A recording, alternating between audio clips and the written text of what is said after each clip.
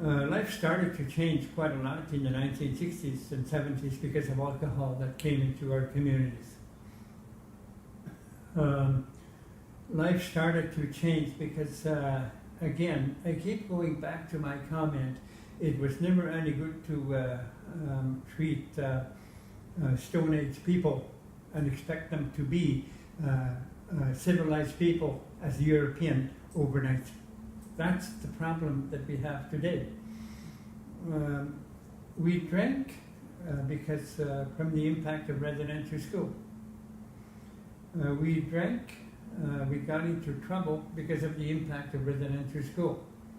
When we started to drinking as survivors of residential school, we did not know how to drink as survivors of residential school. We were never taught how to drink alcohol when I was growing up, because we just didn't have any alcohol whatsoever in our communities up through the 1950s and 60s. The only people who drank a little bit were the missionaries and the Hudson Bay Company people at that time.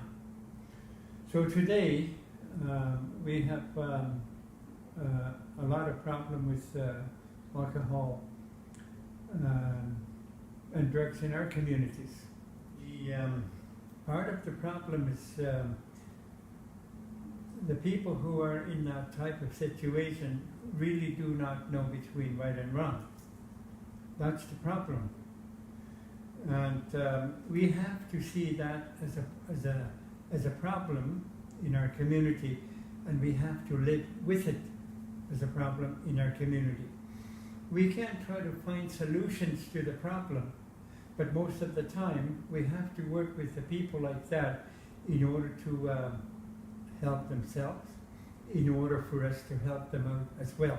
We have to have some understanding of people like that. We have to have some understanding why these people are like that. Instead of looking at it just as a problem, we have to participate in helping to find solutions to the people with alcohol syndrome. It is a problem in different parts of our communities, and it is something that we have to recognize as a problem. And it is something that we have to find solutions together. Healing is a very, very important word within our society today as Inuit.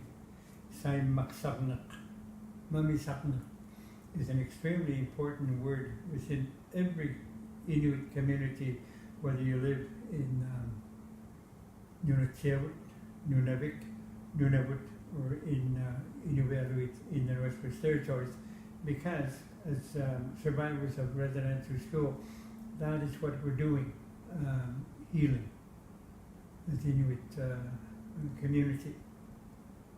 Now, with the problem of alcohol, we got into drinking as Inuit without knowing the impact, without knowing the consequences of alcohol, because we just never drank as traditional people. We never had any drugs. We never had any alcohol as traditional people, not since time immemorial, not since thousands and thousands of years ago. All we knew was seal meat, caribou meat, Arctic char, and the broth of the animals that we caught, that we boiled meat, and all we knew was broth. We didn't even have tea, or we didn't even have coffee during the traditional times of the Inuit. Now, that we have alcohol and drugs in our communities. The problem today, as I know,